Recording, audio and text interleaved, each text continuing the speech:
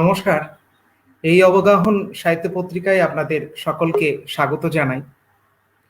অবগাহন তত্ত্ববিশ্ব পরিক্রমা শিরোনামের যে ধারাবাহিক আলোচনা চক্রের আমরা আয়োজন করে আসছি, আজ তার একটি বিশেষ দিন। আপনারা প্রত্যেকেই জানেন যে আজ আমাদের মধ্যে যিনি এই অবগাহনের আমন্ত্রিত বক্তা হিসেবে আমাদের মধ্যে এসেছেন, অত্যন্ত বিদগ্ধ একজন মানুষ। আমরা স্বাগত জানাই অধ্যাপক নির্মাল্য নারায়ণ চক্রবর্তী। হ্যাঁ, আমার একটু এখানে ইয়ে রয়েছে, আমি সেটা সংশোধন করে দিচ্ছি।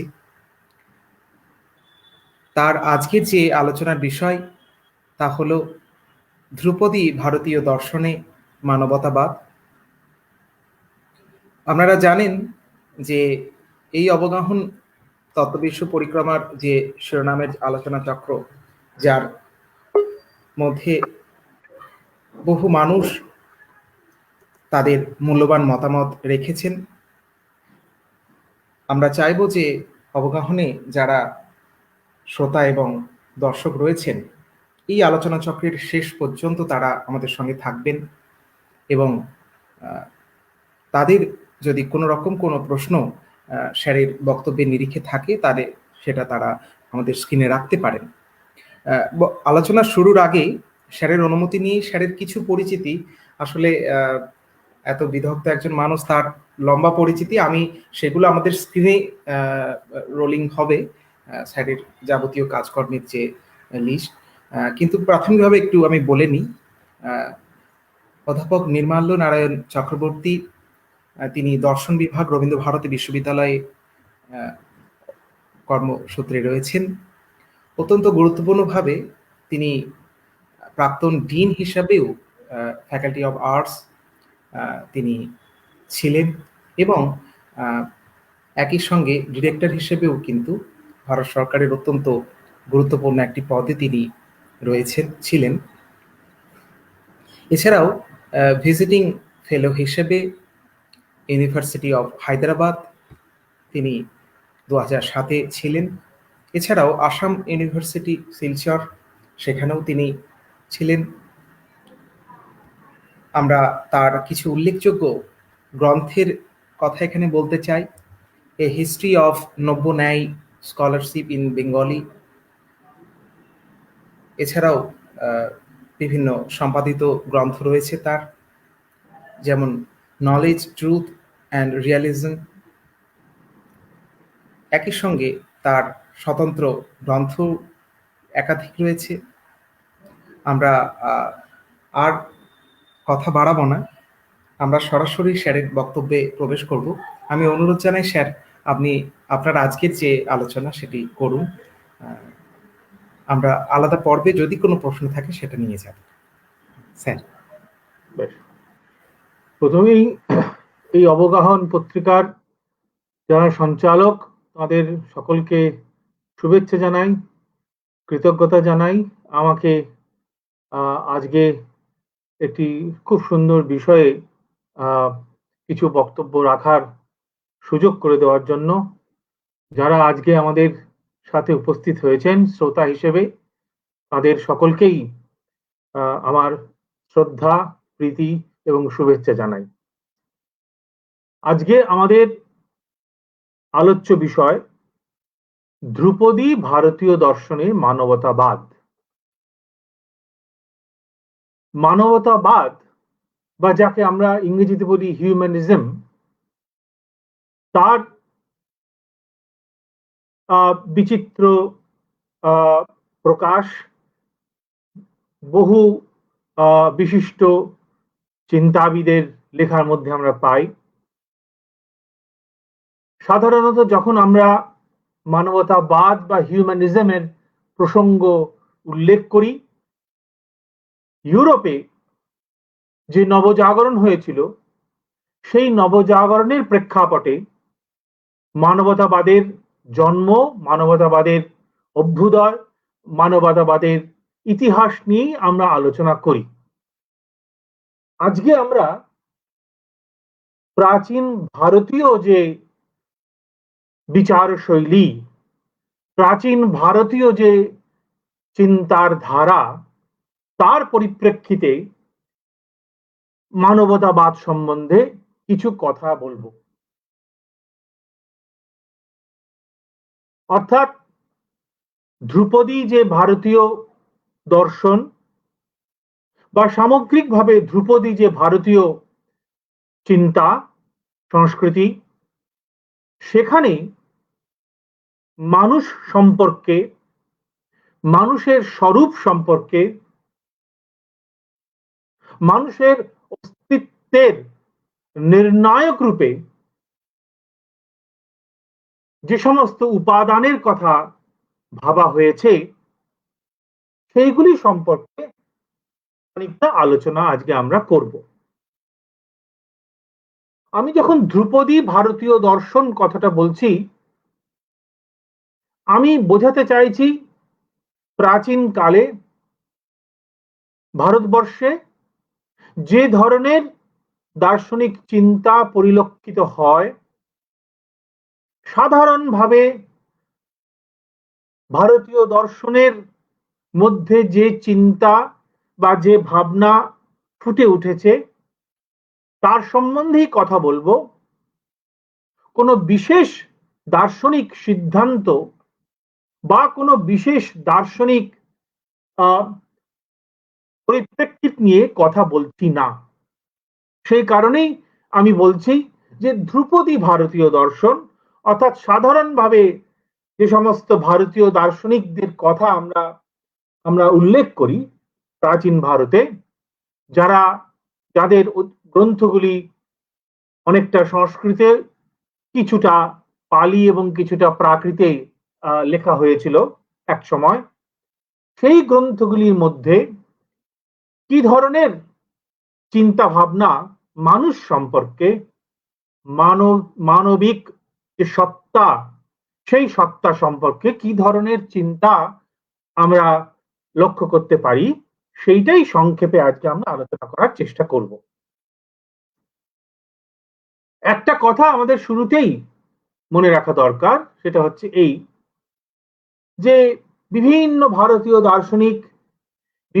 ভারতীয় দার্শনিক যে প্রস্থানগুলি রয়েছে, অর্থাৎ বিভিন্ন যে চিন্তার ধারা রয়েছে, তাদের মধ্যে নানা বিষয়ে মতপার্থক্য আছে। নানা বিতর্কের মধ্য দিয়ে এই বিভিন্ন দার্শনিক চিন্তাগুলি পরিপুষ্টি লাভ করেছে। কিন্তু এদের সকলের মধ্যে একটা সাধারণ বিষয়ে সম্পর্কে চিন্তা আমরা পাই, সেটা হচ্ছে এই যে এরা সকলেই মনে করেছেন তাদের নিজের নিজের মতো করে যে এই যে ইহজাগতিক যে মানুষের যে সত্তা, অর্থাৎ এই যে ইন্দ্রিয় গ্রাহ্য জগতের মধ্যে মানুষ যেভাবে নিজেকে বোঝে, যেভাবে নিজেকে জানার চেষ্টা করে, যেভাবে জীবন ধারণের চেষ্টা করে, সেই যে সত্তা, সেই যে মানবীয় সত্তা, তা নানা দিক থেকে অপূর্ণ। এই অপূর্ণতাকে দূর করে এক পূর্ণতর, এক উন্নততর সত্তায় মানুষ পৌঁছতে পারে, মানুষের জীবন রূপান্তরিত হতে পারে। এইরকম একটা আদর্শের কথা, এইরকম একটা আদর্শ সত্তার কথা, এরকম একটা আদর্শ মানবীয় স্থিতির কথা এরা সকলেই বলেছেন। এদের পরিভাষা ভিন্ন ভিন্ন হতে পারে। এই আদর্শ মানবীয় সত্তার স্বরূপ কি তা নিয়ে নানা মতপার্থক্য আছে। এই আদর্শ মানবীয় সত্তাতে পৌঁছানোর পথ কি হতে পারে তা নিয়ে নানা মুনির নানা মত। কিন্তু এই সমস্ত বিবাদ সত্ত্বেও, এই সমস্ত বিতর্ক সত্ত্বেও এরা সকলেই মনে করেন যে এক পূর্ণতর অবস্থাতে মানুষ পৌঁছতে পারে। মানুষের যে বর্তমান যে ইহজাগতিক যে স্থিতি, সেই স্থিতি থেকে মানুষ আরো আরো এক পূর্ণতর স্থিতিতে পৌঁছতে পারে। এই আদর্শ মানব জীবনের কথা, এই আদর্শ মানবীয় অস্তিত্বের কথা এরা সকলেই নানাভাবে ঘোষণা করেছেন ধ্রুপদীয় ভারতীয় দার্শনিকেরা। এই কথাটাকে স্মরণে রেখে আমরা এবার আমাদের মানব সত্তাকে, ব্যক্তি মানুষকে ধ্রুপদী ভারতীয় দার্শনিকরা কিভাবে বুঝেছেন সেই আলোচনায় প্রবেশ করছি। এরা সাধারণভাবে বলার চেষ্টা করেছেন যে মানুষের দুটি দিক আছে। একটা হচ্ছে তার প্রাকৃত দিক, যাকে ইংরেজিতে আমরা বলতে পারি ন্যাচারালিস্টিক আসপেক্ট। এই প্রাকৃত যে দিকটি, সেটি আমাদের শরীর, আমাদের শরীরগত যে নানা ক্রিয়াকাণ্ড এবং জগতের সঙ্গে, বহির্জগতের সঙ্গে এই শরীরের যে নানা সম্বন্ধ, সেই সম্বন্ধের মধ্যে যে নানা রকমের ক্রিয়া প্রতিক্রিয়া, এইগুলো নিয়েই মূলত এই প্রাকৃত দিক আলোচনা করে।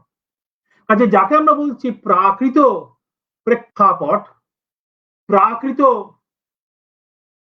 পরিপ্রেক্ষিত, সেই প্রাকৃত পরিপ্রেক্ষিতের মূল আলোচ্য বিষয় হচ্ছে ব্যক্তি মানুষের যে শরীরগত যে নানা ক্রিয়াকাণ্ড এবং জগতের সঙ্গে এই শরীরের, ব্যক্তি মানুষের যে শরীর, এই শরীরের যে নানা ক্রিয়া প্রতিক্রিয়া ইত্যাদি।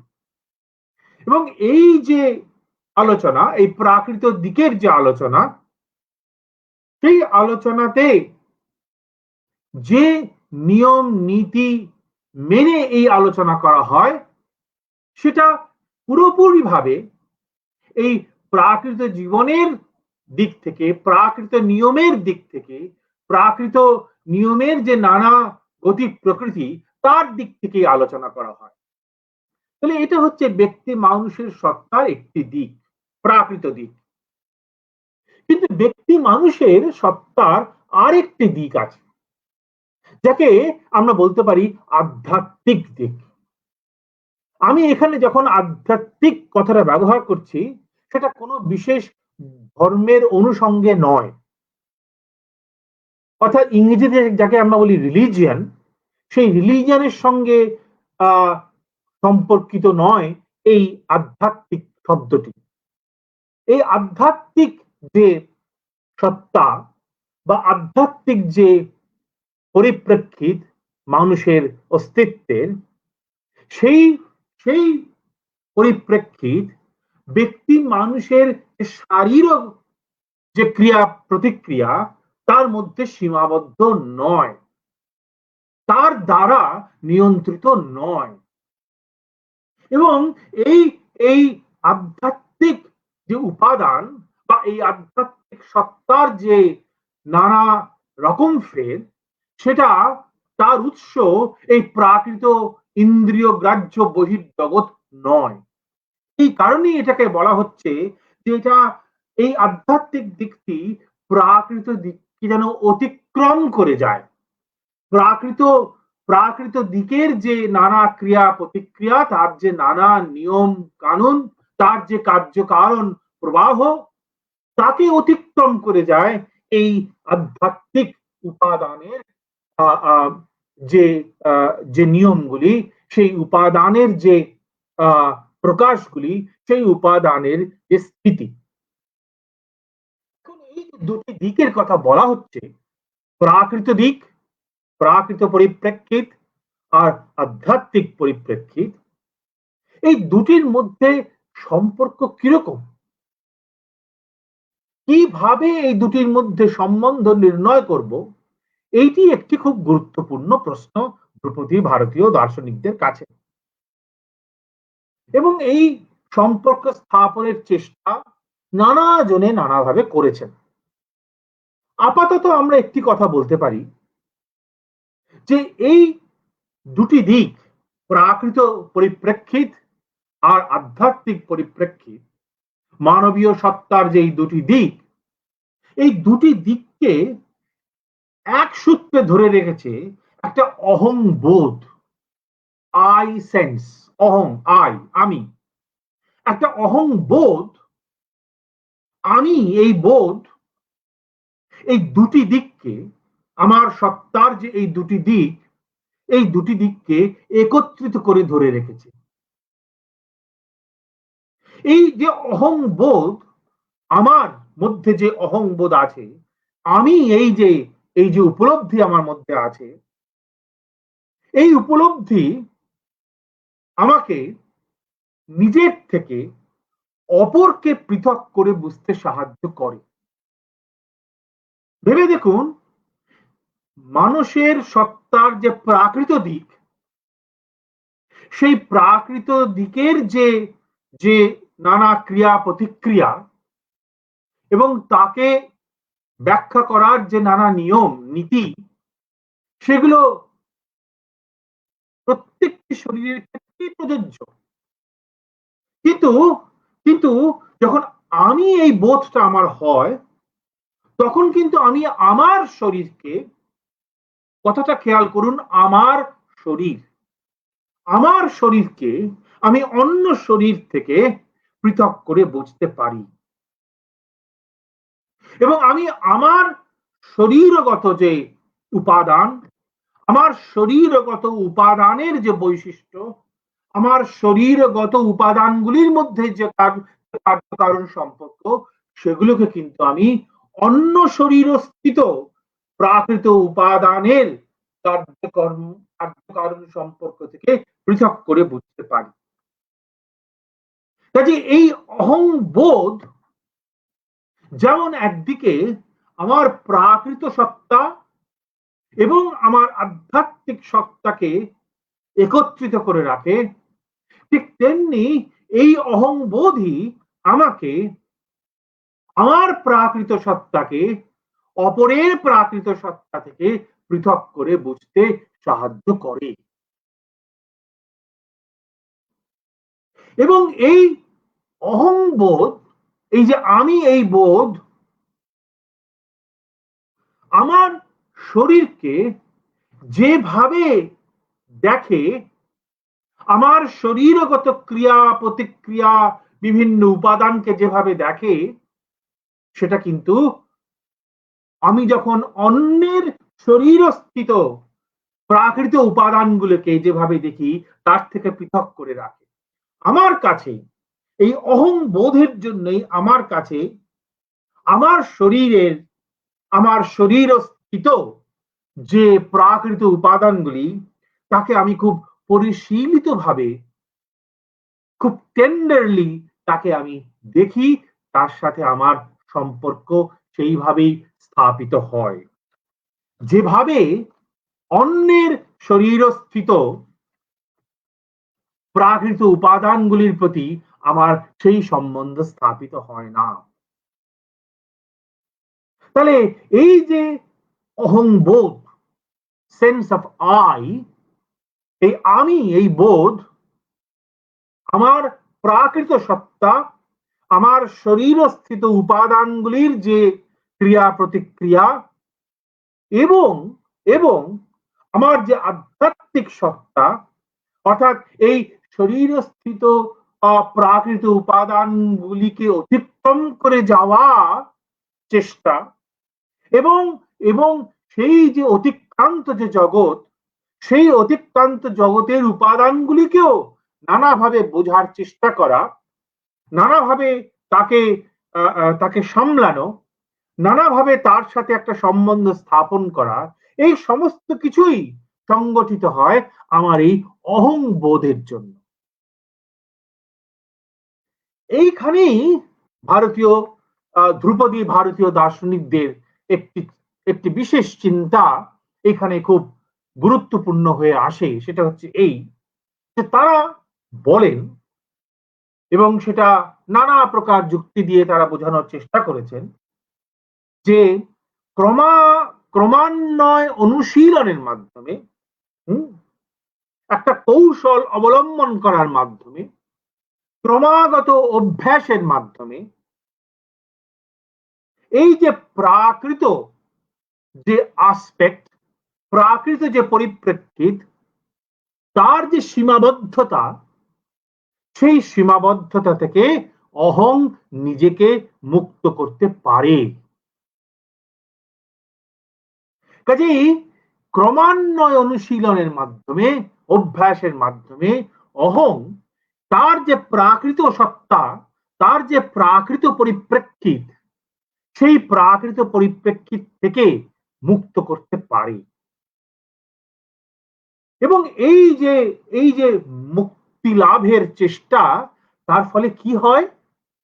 তার ফলে এই পুরো প্রাকৃত এবং আধ্যাত্মিক মিলিয়ে যে যৌগিক উপাদান, তার একটা রূপান্তর ঘটে, তার একটা ট্রান্সফরমেশন ঘটে।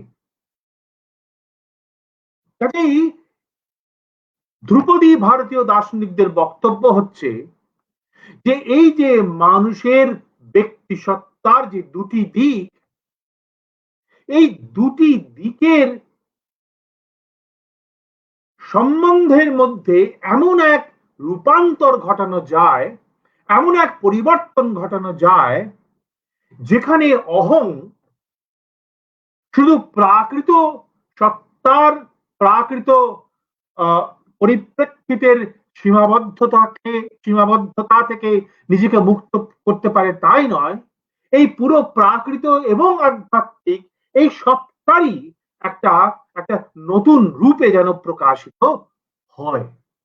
এইটা ধ্রুপদী ভারতীয় দার্শনিকদের একটা খুব গুরুত্বপূর্ণ চিন্তা বলে আমরা মনে করি, বিশেষ করে মানবীয় সত্তার বিশ্লেষণ প্রসঙ্গে। এখানে এই যে বললাম ক্রমান্বয় অনুশীলনের মাধ্যমে এটা করা যায় বলে মনে করেন, এবং তারা এটা মনে করেন শুধুমাত্র কোনো বিচার বা যুক্তি প্রয়োগ করে নয়। তারা এটা মনে করেন যে যুক্তি বিচার দিয়ে এটাকে সমর্থন করা যায় বটেই, বরঞ্চ এটাকে ব্যবহারেও প্রয়োগ করা যায়। কাজে শুধু শুধু যুক্তি বা বিচারের দ্বারা এই যে সিদ্ধান্ত, এই সিদ্ধান্তকে সমর্থন করেও তারা তাকে প্রয়োগ করার চেষ্টা করেছেন জীবনে। নানাভাবে সেটাকে প্রয়োগ করার কথা নানা দার্শনিক বলেছেন।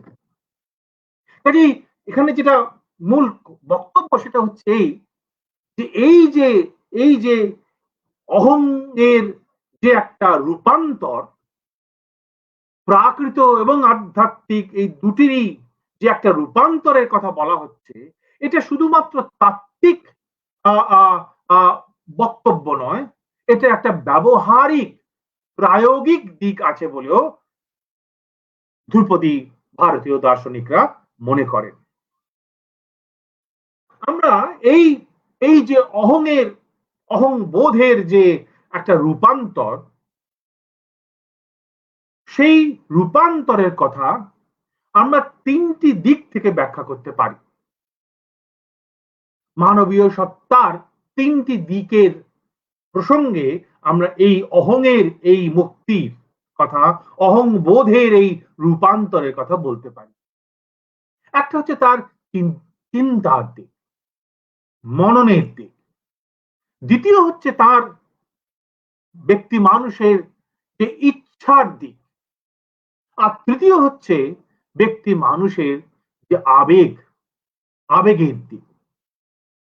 আমরা প্রথমে জ্ঞানের দিক থেকে এই অহংয়ের এই যে রূপান্তর, সেই কথাটা আমরা প্রথমে একটু বোঝার চেষ্টা করি। মননের পর্যায়ে, চিন্তার পর্যায়ে একটা স্তর পর্যন্ত প্রাকৃত ব্যাখ্যা বা প্রাকৃত নিয়মকে স্বীকার করি আমাদের এগোতে হবে, এর কোনো বিকল্প নেই। যখন আমরা জ্ঞানের কথা বলছি, যখন আমরা জ্ঞানের বিশ্লেষণ করছি, সেটা প্রত্যক্ষ হতে পারে, সেটা অনুমান হতে পারে, আরো নানা রকমের জ্ঞানের কথা ভারতীয় দার্শনিকরা বলেছেন। কিন্তু এই জ্ঞানের যে বিশ্লেষণ করা হচ্ছে, মানুষের এই যে অনুভব মানে এখানে জ্ঞান, এই জ্ঞানের অনুভবের যে বিশ্লেষণ করা হচ্ছে, সেটা সম্পূর্ণরূপে প্রাকৃত জগৎকে কেন্দ্র করেই করা হচ্ছে।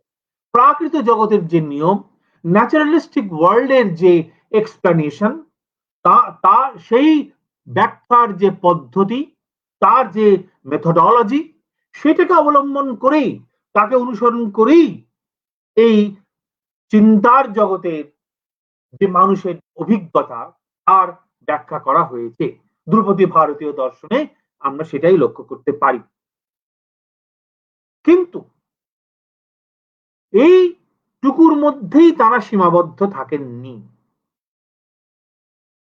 অর্থাৎ এমন এক ধরনের চিন্তার কথা বলেছেন, এমন এক ধরনের মননের কথা বলেছেন, যেখানে এক সাক্ষাৎ জ্ঞানের কথা বলা হয়েছে, এক অপরোক্ষ, পরোক্ষ মানে ইনডাইরেক্ট, আর অপরোক্ষ মানে একদম ডাইরেক্ট নলেজের কথা বলা হয়েছে। এই যে জ্ঞান, অপরোক্ষ এই যে জ্ঞান, এই জ্ঞানের পিছনে তত্ত্ব থাকতে পারে, এই জ্ঞানের পিছনে একটা একটা তাত্ত্বিক ব্যাখ্যা থাকতে পারে, কিন্তু আবার এক ধরনের বিশেষ উপলব্ধির দ্বারাও এই জ্ঞান লাভ করা যায়, এই কথা তারা বলেছেন। কাজেই মননের পর্যায়ে, মানুষের চিন্তার পর্যায়ে যেমন প্রাকৃত জগতের প্রাকৃত নিয়মাবলীর অনুসরণের কথা আমরা ভাবতে পারি, কিন্তু তারও ঊর্ধ্বে ওঠা যায়, এখানে এক ধরনের অপরোক্ষ জ্ঞানের কথাও বলা হয়ে থাকে।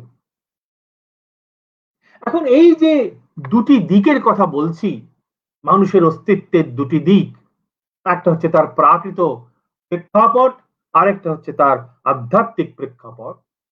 এই দুটোর যে যৌগপদ্য, দুটো যে যুগপদ একসঙ্গে আছে, মানুষের সত্তার যে দুটি দিক, এই যে একসঙ্গে থাকাটা, এই একসঙ্গে থাকাটার স্বরূপ কি, এই একসঙ্গে থাকাটা কি রকমের, সেটাও আমাদের একটু বোঝা দরকার। এই একসঙ্গে থাকাটা কিন্তু শুধুমাত্র সংযোগ নয়, মানে যেখানে আমরা যেখানে অ্যাডিশন করি, ধরুন এ তার সঙ্গে বি কে অ্যাড করলাম, এ প্লাস বি হলো, এই ধরনের সংযোগ কিন্তু নয়, এটা নিছক সংযোগ নয়। নিছক সংযোগের ক্ষেত্রে আমরা মনে করি যে দুটি স্বতন্ত্র জিনিস, দুটি স্বতন্ত্র উপাদান, যেমন একটিকে বাদ দিয়ে আরেকটির কথা বলা যায়, ভাবা যায়, সাধারণত আমরা এরকম মনে করি সাধারণ সংযোগের ক্ষেত্রে। কিন্তু এই যে সংযোগের কথা বলা হচ্ছে, বা এই যে যৌগপদ্যের কথা বলা হচ্ছে, অর্থাৎ প্রাকৃত প্রেক্ষাপট এবং আধ্যাত্মিক প্রেক্ষাপট, এই দুটির যে মিলিত রূপ, এই দুটির মিলিত রূপের একটা বিশেষ বৈশিষ্ট্য আছে। সেই বৈশিষ্ট্যটা হচ্ছে এই যে এই প্রাকৃত উপাদান যখন আধ্যাত্মিক উপলব্ধির দ্বারা জারিত হয়, যখন আধ্যাত্মিক উপলব্ধির প্রভাবে প্রভাবিত হয়, এই প্রাকৃত উপাদান, প্রাকৃত জগতের উপাদান, আমাদের শরীরগত যে স্থিতি, আমাদের শরীরগত যে সমস্ত নানা রকমের ক্রিয়াকাণ্ড, সেগুলি যখন আমাদের আধ্যাত্মিক উপলব্ধির দ্বারা, আমাদের আধ্যাত্মিক সত্তার দ্বারা, আমাদের আধ্যাত্মিক অস্তিত্বের দ্বারা জারিত হয়, তখন সেই প্রাকৃত উপাদানগুলিরও একটা রূপান্তর ঘটে। এই প্রাকৃত উপাদানগুলি তখন আর শুধুমাত্র আমরা যাকে ইংরেজিতে বলতে পারি গ্রস মেটেরিয়াল এলিমেন্টস থাকে না। এই এই জড়, তথাকথিত জড় প্রাকৃত যে জগৎ, তথাকথিত জড় প্রাকৃত যে উপাদানগুলি, সেগুলির একটা সূক্ষ্ম রূপান্তর ঘটে। খুব সাধারণভাবে, সাধারণ অভিজ্ঞতায় আমরা দেখতে পারি অনেক সময় এমন মানুষ আছেন যারা প্রাকৃত জগতের যে রিয়াকশন, প্রাকৃত উপাদানগুলির যে রিয়াকশন, সেগুলোকে খুব খুব স্থিতধী হিসেবে গ্রহণ করেন, করতে পারেন। আমরা সবাই পারি না, কারণ আমরা অনেকেই, আমরা অধিকাংশই এই প্রাকৃত উপাদানগুলিকে ওই আধ্যাত্মিক যে পরিপ্রেক্ষিত তার দ্বারা জারিত করতে পারিনি। বহির্জগতের নানা ঘটনা কিছু মানুষকে ভয়ঙ্করভাবে প্রভাবিত করে, মৃত্যু কিছু মানুষকে একেবারে একেবারে ধরাশায়ী করে দেয়। কিন্তু আবার এমন মানুষও আছেন যারা বলতে পারেন মরণরে তুহু মম শ্যাম সমান,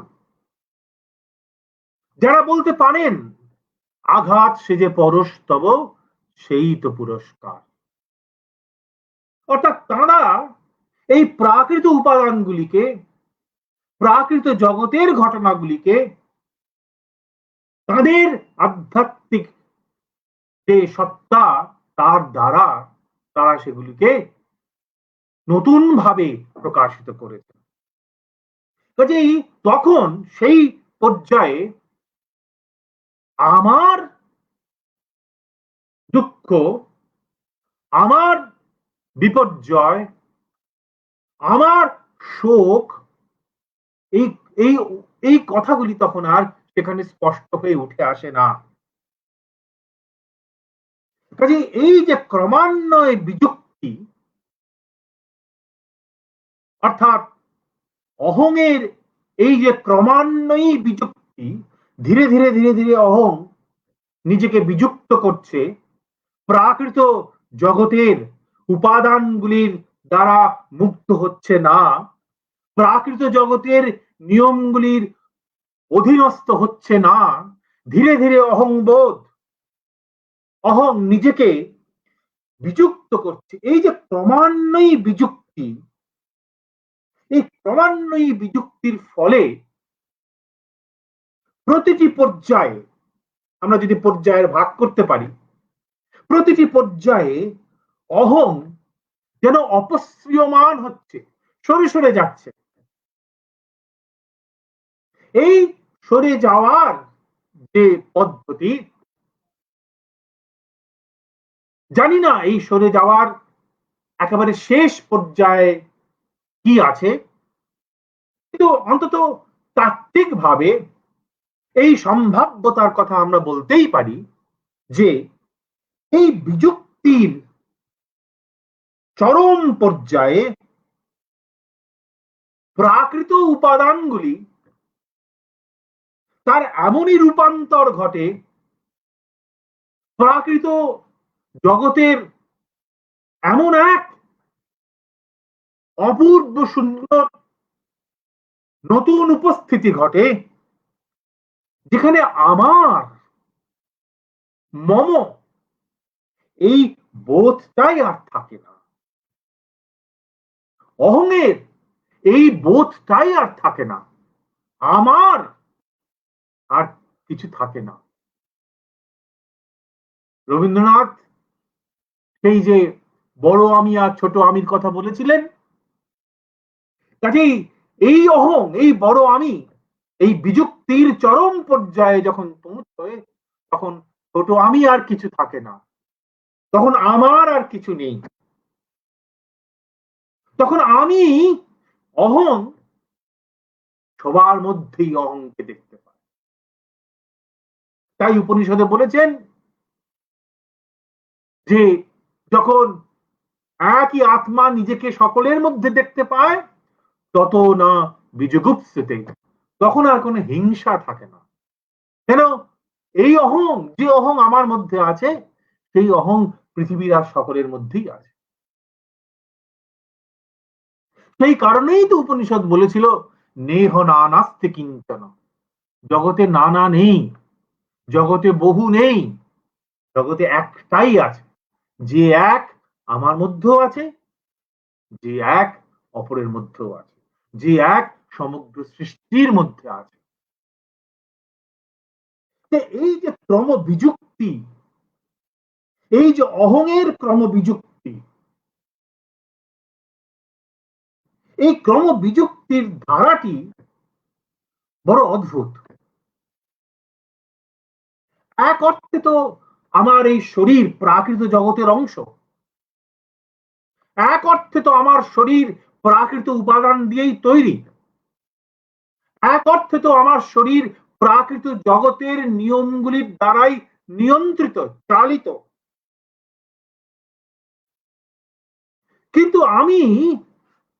কিন্তু অহং যখন ক্রমবিযুক্তির পথে এগোতে থাকে, তখন শরীরের সাথে অহংয়ের এক অন্য রকমের সম্বন্ধ গড়ে উঠতে থাকে। প্রাকৃত জগতের অংশ হওয়া সত্ত্বেও, প্রাকৃত জগতের নিয়মাবলীর অধীনস্থ হওয়া সত্ত্বেও অহংয়ের তখন এই বোধ হয় যে এই শরীরের একটা স্বাতন্ত্র্য আছে। এই শরীর তখন প্রাকৃত জগতের নিয়মাবলীর মধ্যে থেকেও তার জন্য একটা রূপান্তর ঘটে। এই যে প্রাকৃত জগতের উপাদান হওয়া সত্ত্বেও, প্রাকৃত জগতের অংশ হওয়া সত্ত্বেও তার মধ্যে এক এক অতিক্রান্তির একটা চেষ্টা তখন দেখি। এই প্রাকৃত নিয়মকে অতিক্রম করার একটা চেষ্টা তার মধ্যে তখন দেখি।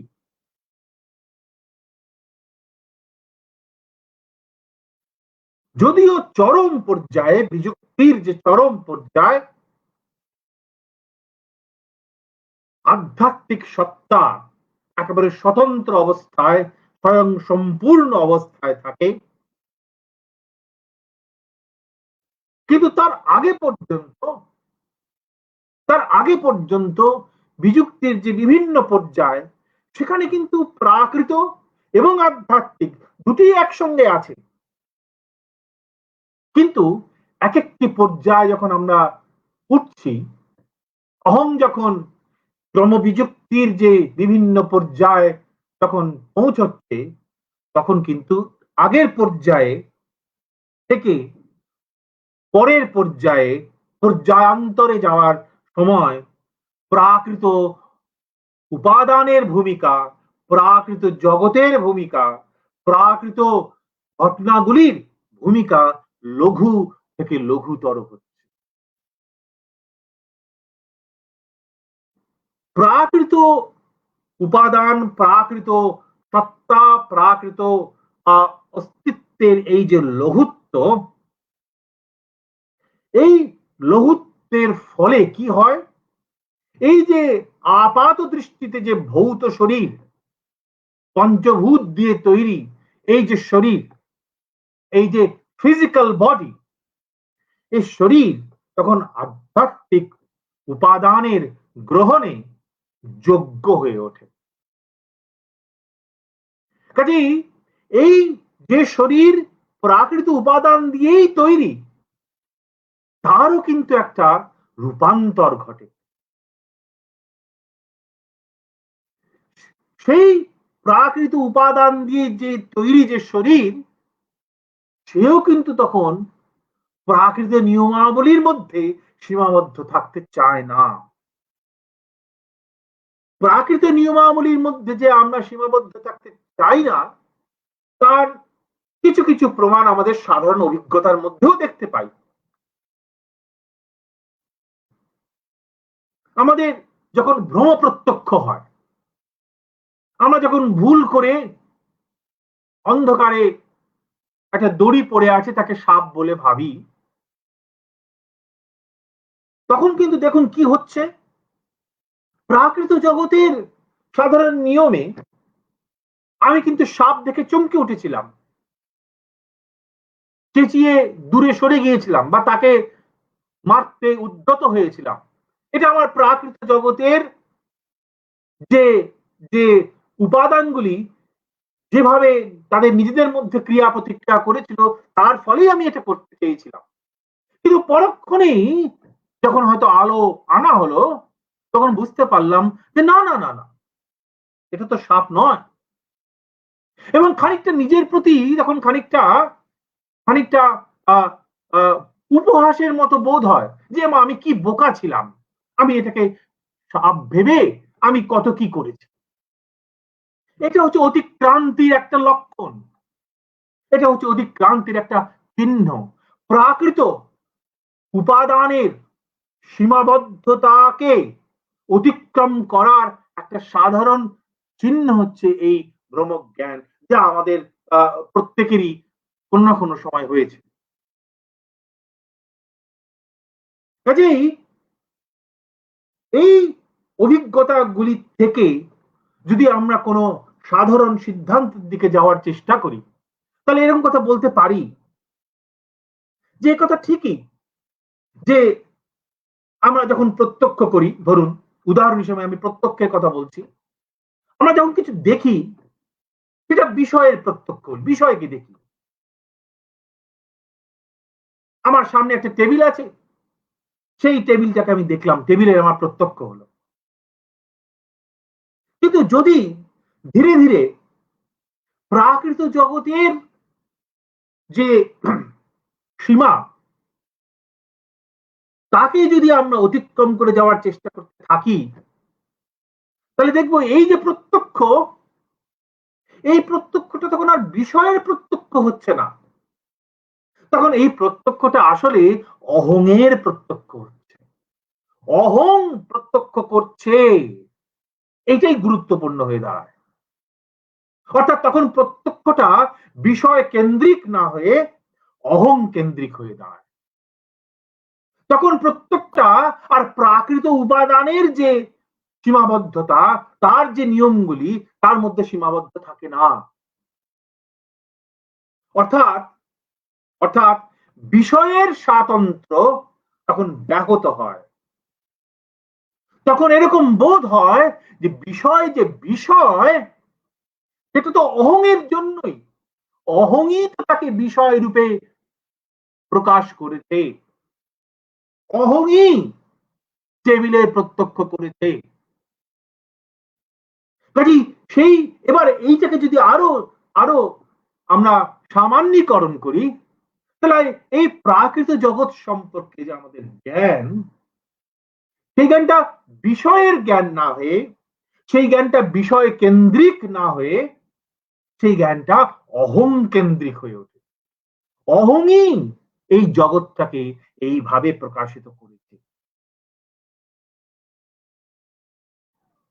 একদিক থেকে দেখলে সকল মানসিক ক্রিয়া বিষয়মুখী এবং প্রাকৃত জগতের নিয়মের বশীভূত, একদিক থেকে দেখলে।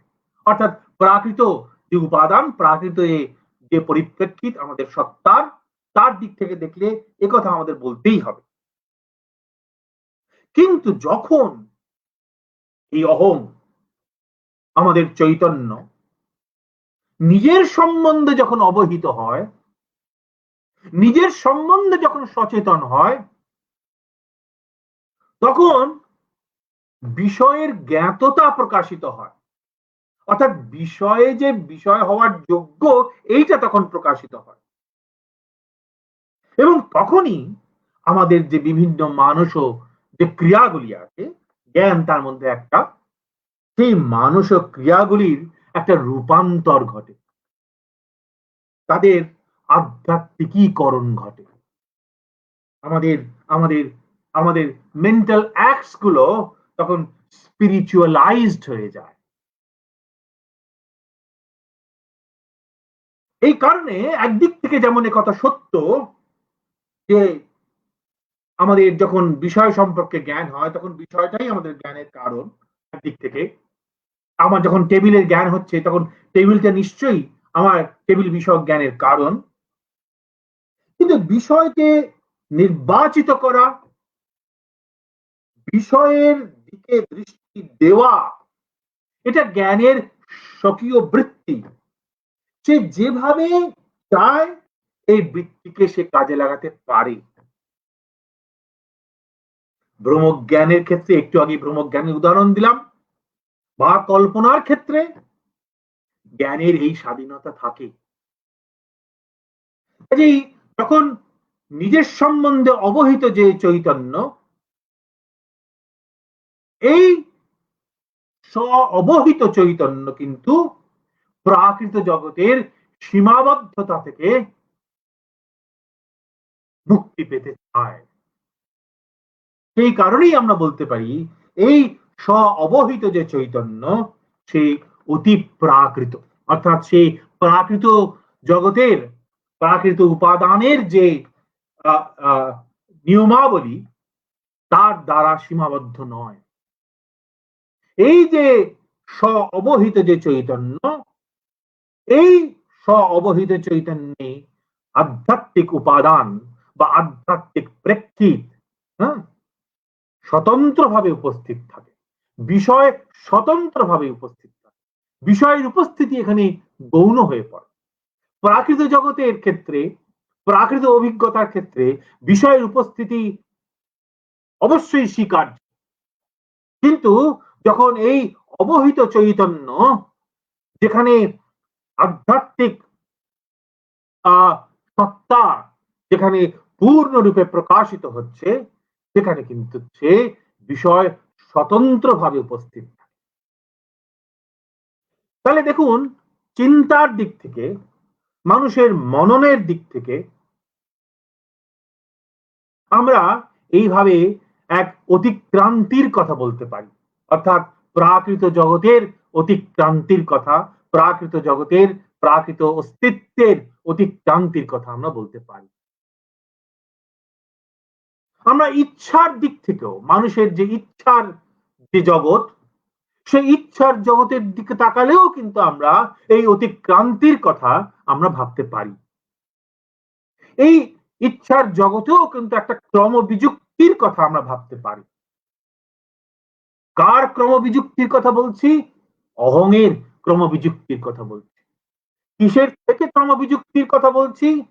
প্রাকৃত সত্তার সীমাবদ্ধতা থেকে ক্রমবিযুক্তির কথা বলছি। ইচ্ছার জগতে এই ক্রমবিযুক্তি ঘটে শরীরকে এবং শরীরের বাইরে যে প্রাকৃত জগৎ আছে তাকে প্রাকৃত নিয়মের মধ্য দিয়ে না দেখার মধ্যে। তাহলে যখন আমি এই শরীরস্থিত যে প্রাকৃত উপাদান এবং বহির্জগৎ স্থিত যে প্রাকৃত উপাদান, সেগুলোকে যখন আমি প্রাকৃত নিয়মের মধ্যে দিয়ে দেখছি না, প্রাকৃত নিয়মের মধ্য দিয়ে দেখাটাকে অতিক্রম করার চেষ্টা করছি, তখনই কিন্তু আমি এই প্রাকৃত যে সত্তা, আমার অস্তিত্বের যে প্রাকৃত পরিপ্রেক্ষিত, তাকে অতিক্রম করার চেষ্টা করছি। এবং অনেকেই বলে থাকেন যে মনুষ্যেতর যে সমস্ত প্রাণী আছে তাদের ইচ্ছার সঙ্গে মানুষের ইচ্ছার এখানেই পার্থক্য, যে মানুষের ইচ্ছা শক্তি প্রাকৃত অস্তিত্বের সীমাবদ্ধতা থেকে মুক্তি লাভ করতে পারে, মানুষের সেই ক্ষমতা আছে। এই যে স্ব অবহিত যে চৈতন্য, এই চৈতন্য প্রাকৃত সীমাবদ্ধতাকে অতিক্রম করতে চায়। মানুষের ইচ্ছার জগতে এই যে চাওয়া, এই যে অতিক্রান্তির যে আকাঙ্ক্ষা, এই অতিক্রান্তির যে চেষ্টা, তার অন্যতম গুরুত্বপূর্ণ প্রকাশ ঘটেছে নিষ্কাম কর্মের ধারণায়। এখানে কর্ম করা হচ্ছে কিন্তু ফলের প্রতি কোনো মোহ নেই। এই নিয়ে অনেক আলোচনা হয়েছে, আরো অনেক আলোচনা করা যেতে পারে, কিন্তু বর্তমান প্রসঙ্গে শুধু এইটুকুই আমাদের উল্লেখযোগ্য, সেটা হচ্ছে এই যে আমরা এই যে ক্রমবিযুক্তির কথা বলছি, অহংয়ের যে ক্রমবিযুক্তির কথা বলছি, এই ক্রমবিযুক্তির কথা মানুষের অস্তিত্বের নানা নানা অংশে আমরা এই ক্রমবিযুক্তির কথা ভাবতে পারি। যেমন মননের জগতে আমরা বলেছি, তেমনি ইচ্ছার জগতেও এই ক্রমবিযুক্তির কথা আমরা ভাবতে পারি। এই ইচ্ছার যে বিযুক্তিকরণ, এই বিযুক্তিকরণের ফলে প্রাকৃত জগৎকে তখন অন্যভাবে দেখা যায়। অপরকে প্রাকৃত জগতের উপাদান হিসেবে না দেখে নিজের মতো স্ব অবহিত চৈতন্য রূপে দেখা যায়।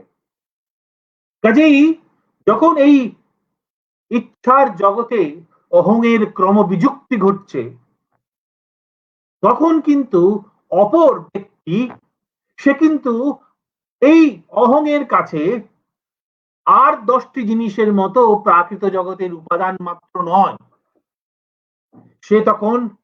সে তখন আরো অনেক বেশি রূপে, অনেক অতিরিক্ত রূপে অহংয়ের কাছে প্রকাশিত হয়।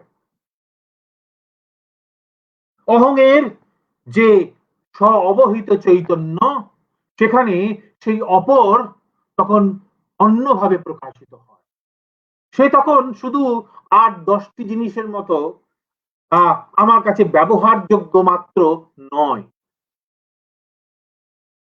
এই কারণেই এই ইচ্ছার জগতে যখন ক্রমবিযুক্তি ঘটে অহংয়ের, তখন কিন্তু অপর আর অপর থাকে না। তখন সে একদিক থেকে এক বিশাল অহং, তারই এক এক অংশ হয়ে দাঁড়ায়। কাজেই এই অহং যখন প্রাকৃতকে অতিক্রম করে,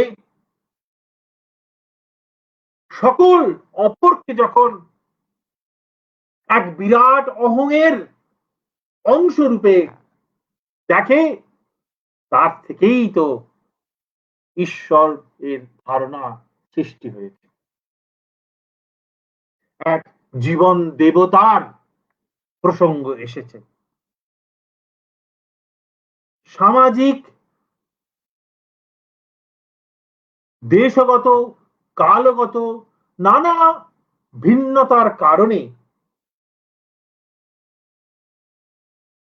আধ্যাত্মিকতার নানা রূপ আমরা দেখতে পাই, কিন্তু আধ্যাত্মিকতার যে মূল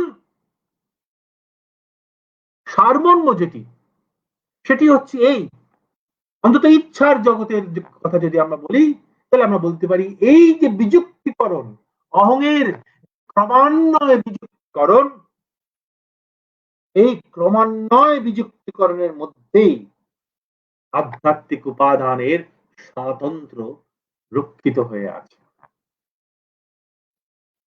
আমরা জ্ঞানের দিক থেকে বিযুক্তিকরণের কথা বললাম, আমরা ইচ্ছার দিক থেকে বিযুক্তিকরণের কথা বললাম, আমাদের আবেগের যে জগৎ, ইমোশনের যে জগৎ, এই আবেগের জগতের দিকেও কিন্তু আমরা এই বিযুক্তিকরণের কথা বলতে পারি।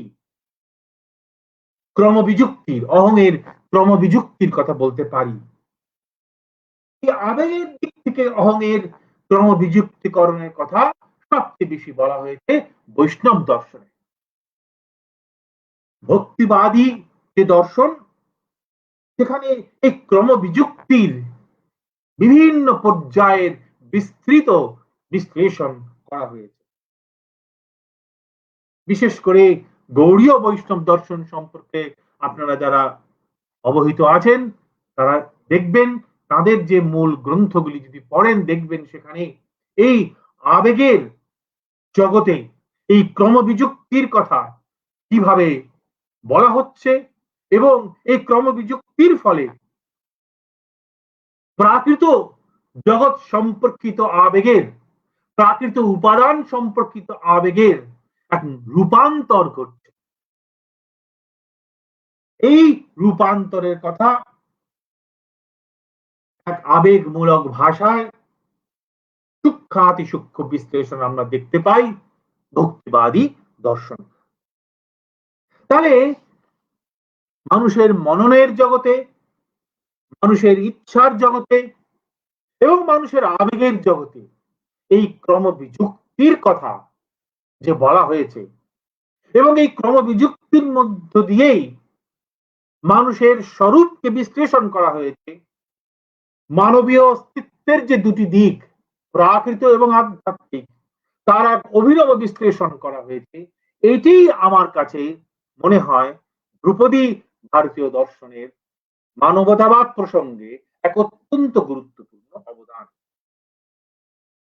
এইভাবে যদি আমরা মানুষকে দেখি, এইভাবে যদি আমরা মানবীয় অস্তিত্বকে দেখি, তাহলে আমরা বলতে পারবো যে মানুষের স্বরূপ, এসেন্স যাকে আমরা বলি, সেই স্বরূপ রয়েছে কোথায়?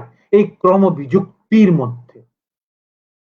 এই ক্রমবিযুক্তির দ্বারাই কিন্তু মানুষের স্বরূপ উদ্ভাসিত হয়। কিন্তু এখানে মনে রাখতে হবে এই ক্রমবিযুক্তি প্রাকৃত যে পরিপ্রেক্ষিত, প্রাকৃত যে জগৎ তাকে অস্বীকার করে নয়। এই ক্রমবিযুক্তি সাধারণ অর্থে যাকে আমরা বলি যে বিয়োগ হয়ে গেল, সম্বন্ধ ছিন্ন হয়ে গেল, তা নয়। সাধারণ অর্থে বিযুক্তিতে বিয়োগের ফলে কি হয়? একটি দল আরেকটি দলকে ছেড়ে চলে যায় এবং সেখানে একটা প্রচ্ছন্ন চিন্তাও থাকে যে একটি দল যেন অন্য দলের থেকে ছোট বা কোনো অর্থে কম গুরুত্বপূর্ণ, এক বৈষম্যের কথা সেখানে আসে। কিন্তু যে ক্রমবিযুক্তির কথা আমরা এখানে বলছি, যে ক্রমবিযুক্তির কথা ধ্রুপদী ভারতীয় দার্শনিকরা বলার চেষ্টা করেছেন, সেই ক্রমবিযুক্তি কিন্তু কোনো বিষমতার থেকে, কোনো বৈষম্যের কথা বলে না। এই ক্রমবিযুক্তি এক ধরনের বৈকল্পিক বিযুক্তি বলা যায়। এই বৈকল্পিক বিযুক্তির কথাটার তাৎপর্য কি? এই বৈকল্পিক বিযুক্তি বলতে আমরা বোঝাচ্ছি যে এই বিযুক্তি এক ধরনের সমন্বয়ী বিযুক্তি, একটা সিনথেসাইজিং অ্যাটেম্প্ট। কাদের মধ্যে সিনথেসাইজিং অ্যাটেম্প্ট? ওই প্রাকৃত সত্তা আর আধ্যাত্মিক সত্তা। যতক্ষণ পর্যন্ত আমরা সাধারণ দার্শনিক আলোচনার মধ্যে আছি ততক্ষণ পর্যন্ত বিচারের জন্য, বিশ্লেষণের জন্য প্রাকৃত জগতের যে পদ্ধতি, প্রাকৃত জগতের যে নিয়মাবলী তাকে কেন্দ্র করে, তাকে অনুসরণ করেই আমরা করছি, তাকে অনুসরণ করেই আমরা বিযুক্তির কথা বলছি। ব্রহ্মজ্ঞানের যে উদাহরণ দিলাম, সেই উদাহরণ থেকেই বোঝা যায় যে কিভাবে প্রাকৃত জগতের নিয়মাবলীকে, প্রাকৃত জগতের উপাদানগুলিকে স্বীকার করে নিয়েই বিযুক্তির কথা বলছি। কিন্তু এই যে ক্রমবিযুক্তি, এই ক্রমবিযুক্তিতে প্রত্যেকটি পর্যায়ে, বিযুক্তির প্রত্যেকটি পর্যায়ে প্রাকৃত উপাদানগুলির, প্রাকৃত সত্তার, প্রাকৃত পরিপ্রেক্ষিতগুলি ক্ষীয়মান হচ্ছে। এই প্রাকৃত জগতের ক্ষীয়মানতার দ্বারা প্রাকৃত জগতের এক নতুন রূপে প্রকাশ ঘটছে। সেই জন্য যেটা বলছিলাম আগে, যে এক রূপান্তর ঘটছে। কাজেই এই বিযুক্তি শুধুমাত্র ছেদের সূচক নয়, এই বিযুক্তি, যাদের মধ্যে বিযুক্তি ঘটছে তাদের কাউকেই ছোট করে দেখছে না, তাদের কাউকেই কারো গুরুত্বই অস্বীকার করছে না। কিন্তু এই বিযুক্তি এমন এক ধরনের সমন্বয়ী বিযুক্তি, যে বিযুক্তির ফলে প্রাকৃত সত্তার, প্রাকৃত জগতের, প্রাকৃত উপাদানগুলির এক রূপান্তর ঘটছে। আমাদের বাউল গানে আছে, যা ছিল এক সময় বন্ধনের কারণ, তাই আমার কাছে মুক্তির কারণ রূপে প্রকাশিত। যা ছিল বিষ, তা অমৃতে পরিণত হলো।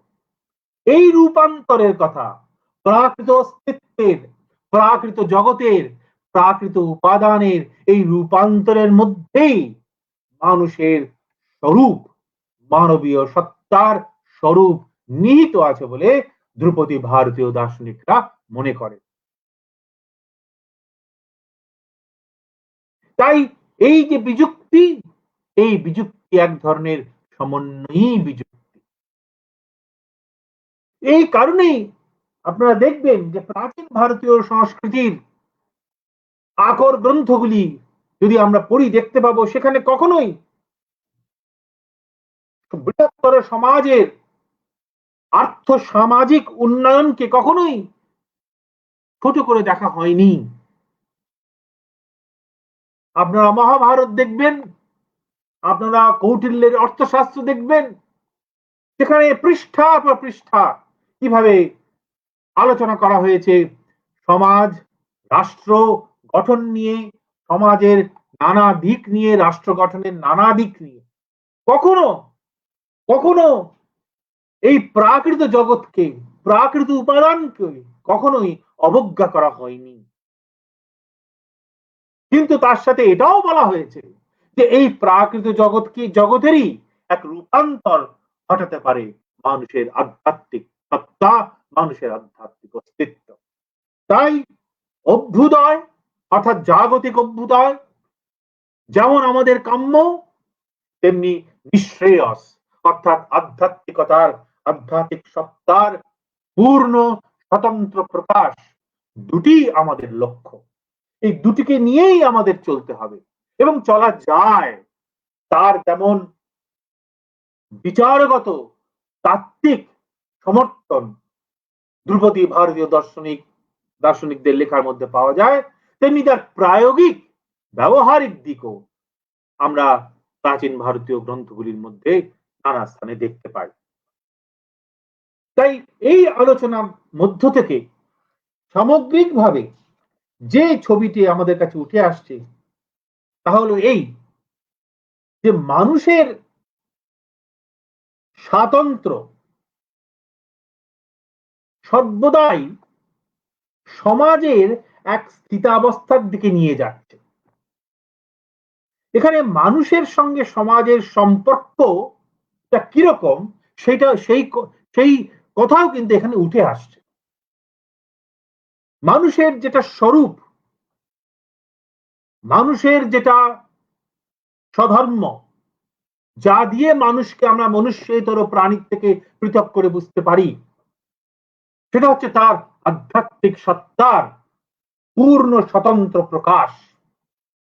এবং এই প্রকাশ, আবার বলছি, এই প্রকাশ প্রাকৃত সত্তা বা প্রাকৃত যে জগৎ, তাকে অস্বীকার করে নয়, তাকে সাথে নিয়েই তার রূপান্তর ঘটিয়ে। তাহলে এই যে এই আলোচনা পরিপ্রেক্ষিতে আমরা দেখতে পাচ্ছি যে এখানে মানুষ সম্বন্ধে যে যে চিন্তা ভাবনা উঠে আসছে, সেটা হচ্ছে এই যে মানুষ সর্বদাই তার স্বাতন্ত্র্য রক্ষার সাথে সাথে সমাজের যে বৃহত্তর সমাজের যে স্থিতি বা সাম্যাবস্থা তার সঙ্গে কিন্তু যুক্ত হয়ে রয়েছে। যারা যে সমস্ত দার্শনিক চিন্তায় প্রাকৃত বাদী দর্শন প্রাধান্য পায় বা প্রাকৃতবাদী দর্শনকেই সর্বস্ব বলে মনে করা হয়, সেখানে অনেক সময় আমরা দেখি যে একজন মানুষ সে বিচ্ছিন্ন হয়ে রয়েছে, সে এলিয়েনেটেড হয়ে রয়েছে এবং সে সর্বদাই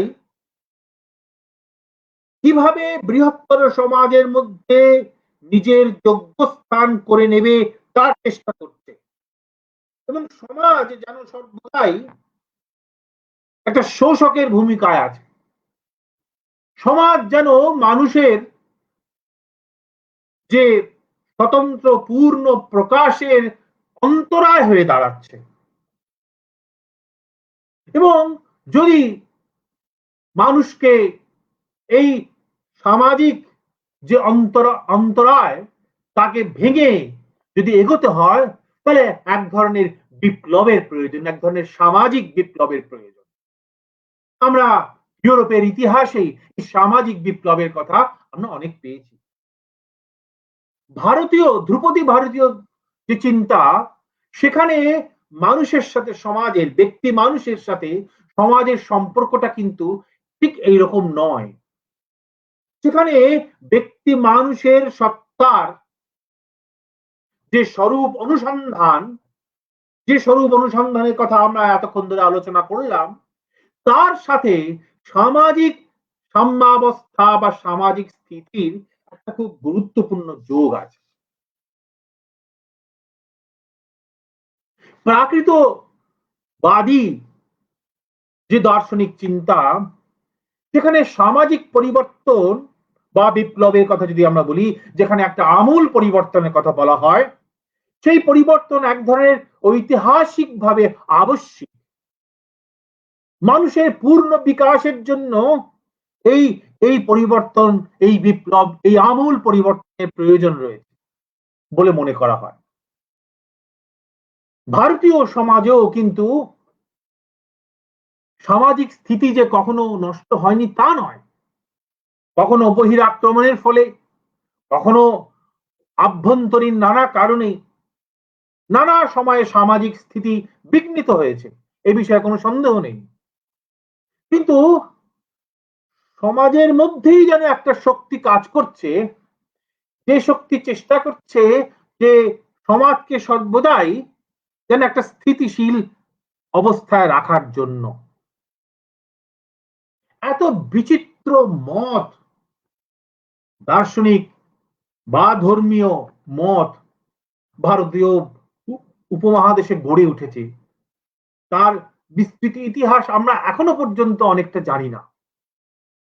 আমরা যে সমস্ত দার্শনিক বিবাদ বা বিতর্কের কথা জানি, সেগুলোরও যদি বিস্তৃত ইতিহাস কোনোদিন আমাদের কাছে প্রকাশিত হয়, তাহলে দেখব যে কত বিচিত্র মত, কত বিচিত্র তাদের আচার ব্যবহার, কত বিচিত্র তাদের সামাজিক রীতি নীতি, তার কিছু কিছু অংশ এখনো ভারতবর্ষের নানা প্রান্তে গেলে দেখা যায়। কিন্তু সবকিছু মিলিয়েই যেন একটা সহাবস্থানের কথা সবসময় উঠে আসছে। কাজেই ব্যক্তি মানুষের সাথে যে সমষ্টিগত যে সমাজ, তার সম্পর্কটা একটু অন্যভাবে ভাবা হয়েছে প্রাচীন ভারতীয় সংস্কৃতিতে, যার যার পরিপ্রেক্ষিতে বা যার ব্যাকগ্রাউন্ডে রয়েছে এই মানুষের যে দুটি সত্তা, প্রাকৃত এবং আধ্যাত্মিক, তার একটা একটা সমন্বয়ী বিযুক্তির চিন্তা। এই যে ক্রম বিযুক্তির কথা বলা হচ্ছে, এই ক্রম বিযুক্তির ফলে আমরা এমন এক অহংয়ের কথা ভাবতে পারি, এমন এক আয় তার কথা ভাবতে পারি, যে আয় এক অর্থে শুদ্ধ বিষয়ী, পিওর সাবজেক্টিভিটি। শুদ্ধ বিষয়ী তার প্রাকৃত অভিজ্ঞতা থেকে নিজেকে বিযুক্ত করেছে। শুদ্ধ বিষয়ী প্রাকৃত জগতের যে নিয়মাবলী তার থেকে সে নিজেকে বিযুক্ত করেছে, তার অধীনস্থ সে আর নয়। এবং আমরা যদি আমাদের নৈতিক, আমাদের আধ্যাত্মিক মূল্যবোধগুলির বিশ্লেষণ করি, তাহলে একথা আমরা বলতে পারি যে এই আধ্যাত্মিক নৈতিক মূল্যবোধগুলির উৎস হলো এই শুদ্ধ বিষয়িতা। এই শুদ্ধ বিষয়িতা যেমন একদিকে বহির্জগতের দিকে নির্দেশ করে, তেমনি আরেক দিক থেকে এই এই শুদ্ধ বিষয়িতাকে কেন্দ্র করেই কিন্তু আমাদের নৈতিক, আমাদের আধ্যাত্মিক মূল্যবোধগুলি গড়ে ওঠে। কাজেই অভিমুখীনতা যদি বলি তাহলে প্রাকৃত জগৎ, আর উৎসস্থল যদি বলি তাহলে এই শুদ্ধ বিষয়ী। যে শুদ্ধ বিষয়ী নিজেকে প্রাকৃত জগতের যে সীমাবদ্ধতা তার থেকে নিজেকে মুক্ত করতে পেরেছে। এই শুদ্ধ বিষয়ীর উপলব্ধি যদি আমাদের করতে হয় তাহলে এক ধরনের চর্চার প্রয়োজন। শুধু চর্চা নয়, আমি বলবো এক ধরনের চর্যারও প্রয়োজন। এই বিযুক্তি যেহেতু সমন্বয়ী বিযুক্তি, শুদ্ধ বিষয়ীর যে বিযুক্তি, সেই বিযুক্তি যদি ইচ্ছার প্রসঙ্গে বলি নৈষ্কর্মের দিকে নিয়ে যায় না। প্রাকৃত জগতের সীমাবদ্ধতা থেকে মুক্তি মানে নৈষ্কর্ম নয়, বরঞ্চ ওই নিষ্কাম কর্মের প্রসঙ্গ এখানে উঠে আসে। এই ক্রমবিযুক্তির ফলে অহং তার স্বরূপকে উপলব্ধি করে, এই শুদ্ধ বিষয়ীর উপলব্ধি হয়। আমাদের দৈনন্দিন অভিজ্ঞতার মধ্যেও কিন্তু আমরা অনেক সময় এই এই বিযুক্তির কথা আমরা বুঝতে পারি, জানতে পারি। এখন এই এই শুদ্ধ অহং বিযুক্তির ফলে এই শুদ্ধ অহং এর ধারণা, তার সমালোচনা অনেকে করেছেন, তাকে সবাই যে স্বীকার করে নিয়েছেন তা নয়। কিন্তু এই সমালোচনার মধ্যে থেকেও আবার বহু সংস্কারবাদী মত গড়ে উঠেছে ভারতীয় দর্শন এবং ধর্মের ক্ষেত্রে। কিন্তু এই সব কিছু মিলিয়ে, এই সব কিছুর উপরে একটি সুর বারবার করে ধ্বনিত প্রতিধ্বনিত হচ্ছে ধ্রুপদী ভারতীয় চিন্তায়। সেটা হচ্ছে এই যে এই যে শুদ্ধ অহং, যে শুদ্ধ অহং আধ্যাত্মিক সত্তার দ্বারা পরিপুষ্ট, এই শুদ্ধ অহংই হচ্ছে শেষ কথা। এই চিন্তাই, শুদ্ধ অহংয়ের এই এই চিন্তা বা অন্তত এই আদর্শ ভারতীয় সংস্কৃতির নানা দিককে গভীরভাবে প্রভাবিত করে। পরিশেষে একটি কথা বলে আজকের আলোচনা শেষ করব। এই যে শুদ্ধ বিষয়ী, এই শুদ্ধ বিষয়ীকে শ্রদ্ধার কথা ভারতীয় দর্শনে, ভারতীয় ধর্মে, ভারতীয় সংস্কৃতিতে নানাভাবে বলা হয়েছে। রবীন্দ্রনাথের বহু লেখার মধ্যে এই কথার প্রতিধ্বনি পাওয়া যায়। এই যে শ্রদ্ধার কথা আমরা বলি, শ্রদ্ধার আশ্রয় হলো যিনি শ্রদ্ধা করেন তিনি, সেই কর্তা, তার মধ্যে শ্রদ্ধা থাকে, তিনি শ্রদ্ধার ভাব দেখাচ্ছেন। আর যার প্রতি শ্রদ্ধা দেখাচ্ছেন, শ্রদ্ধার যে বিষয়, সেই শ্রদ্ধার বিষয়ের মধ্যে কিছু ধর্ম আছে বলেই সেই বিষয় শ্রদ্ধার পাত্র। আমি একজন ব্যক্তিকে শ্রদ্ধা করি কেন? কারণ সেই ব্যক্তির মধ্যে কিছু কিছু গুণ আমি দেখতে পেয়েছি, সেই কারণেই আমি সেই ব্যক্তিকে শ্রদ্ধা করি, তিনি আমার শ্রদ্ধার বিষয় হয়েছেন। আর তৃতীয়ত, শ্রদ্ধা কিন্তু একটা তাৎক্ষণিক আবেগ নয়, আমি একটা জায়গায় গেলাম, সেই জায়গাটা খুব ভালো লাগলো, হ্যাঁ, সেই জায়গার পরিবেশ আমার খুব ভালো লাগলো, আমি ফিরে এলাম, দুদিন পরে সেই জায়গার কথা ভুলে গেলাম। শ্রদ্ধা কিন্তু এই রকমের তাৎক্ষণিক আবেগ নয়। চতুর্থত, শ্রদ্ধার এক সর্বজনীন দাবি আছে। অর্থাৎ যে গুণগুলি থাকার জন্য আমি একজনকে শ্রদ্ধা করি, আমি এটাও চাই যে অপরেও সেই ব্যক্তিকে শ্রদ্ধা করুক সেই গুণগুলির জন্য। এটা সর্বজনীনতার দাবি শ্রদ্ধার মধ্যে থাকে। যদি আমরা শ্রদ্ধাকে এইভাবে দেখি, তাহলে আমরা দু রকমের শ্রদ্ধার কথা ভাবতে পারি। একটাকে আমি বলেছি বিষয় শ্রদ্ধা, আর দ্বিতীয় যে শ্রদ্ধা তাকে আমি নাম দিয়েছি জন্য শ্রদ্ধা। জন্য শ্রদ্ধাটা কি?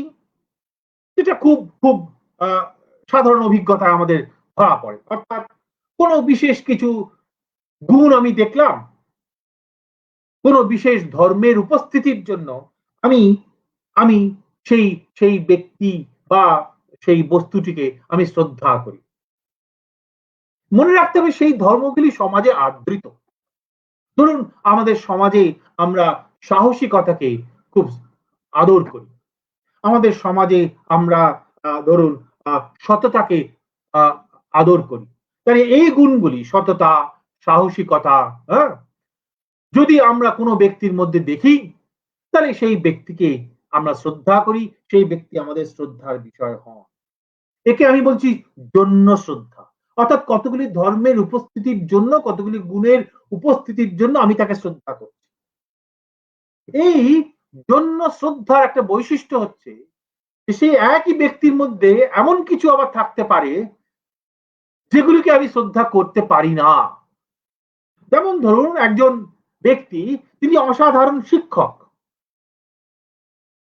কাজে শিক্ষকতা রূপ ধর্মের উপস্থিতির জন্য, শিক্ষকতা রূপ গুণের উপস্থিতির জন্য তিনি আমার কাছে শ্রদ্ধেয়। কিন্তু তিনি তিনি প্রশাসক হিসেবে হয়তো ব্যর্থ, কাজে প্রশাসক হিসেবে তিনি কিন্তু আমার কাছে শ্রদ্ধেয় নন। তাহলে একই ব্যক্তি, জন্য শ্রদ্ধার বৈশিষ্ট্য হচ্ছে এই জন্য শ্রদ্ধার বিষয়, একই বিষয় কোন কোন গুণের উপস্থিতির জন্য শ্রদ্ধার বিষয় হন, কোন কোন গুণের অনুপস্থিতির জন্য, হ্যাঁ, শ্রদ্ধার অবিষয় হন। এটা হচ্ছে জন্য শ্রদ্ধার একটা একটা বৈশিষ্ট্য। কিন্তু আমি আরেক রকমের শ্রদ্ধার কথা বলছি, যাকে বলছি বিষয় শ্রদ্ধা। অর্থাৎ সেই শ্রদ্ধা, বিষয়, সেই শ্রদ্ধার যে বিষয়, সেই বিষয়ের মধ্যে কোনো গুণ আছে তাই বলে তাকে শ্রদ্ধা করি তা নয়। বিষয়টাই এইরকম, বিষয়ের রূপটাই এইরকম যে সেই বিষয়টা সেই রূপের জন্যই আমার কাছে শ্রদ্ধেয়। এই কথাটা বলছি এই কারণেই যে এই যে ক্রমবিযুক্তির কথা বলছি, এই যে আধ্যাত্মিক সত্তার স্বাতন্ত্র উপস্থিতির কথা বলছি, এই যে শুদ্ধ অহং এর কথা বলছি, যারা যারা এই পথে এগিয়েছেন, যারা এই ক্রমান্বয়ে বিযুক্তির পথে সাফল্য অর্জন করেছেন, যারা এই শুদ্ধ অহং এর সন্ধান পেয়েছেন, তাদেরকে ভারতীয় সংস্কৃতিতে শ্রদ্ধা করা হয়েছে।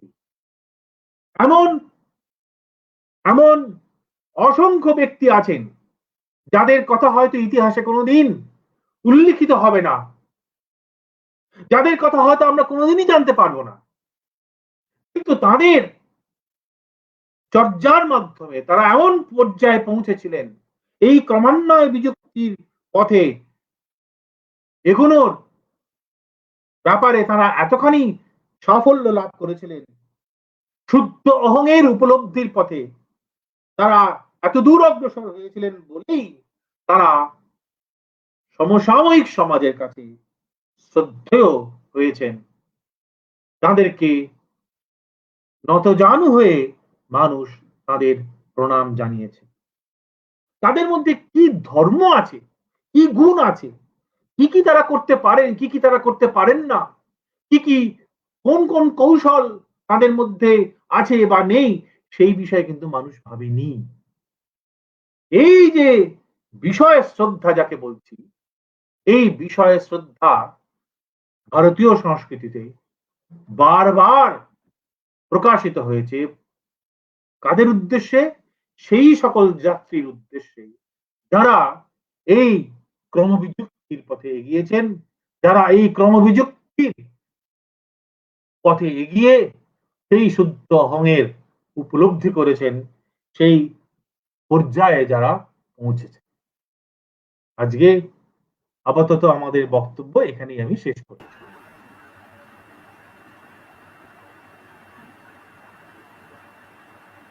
আমরা এতক্ষণ অধ্যাপক নির্মাল্য নারায়ণ চক্রবর্তী তার অত্যন্ত মনোগ্রাহী একটি আলোচনা শুনলাম। আমার মনে হয় যে প্রাথমিকভাবে যারা এই দর্শন চর্চার সঙ্গে সংযুক্ত রয়েছেন এবং তার বাইরেরও যারা শ্রোতা সাহিত্য এবং সংস্কৃতির, তাদের ক্ষেত্রেও প্রাথমিক একটি ধারণা এবং আরো গভীরতর পড়াশোনার একটা আগ্রহ আমার মনে হয় স্যারের এই বক্তব্যের ভেতর থেকে তারা পাবেন।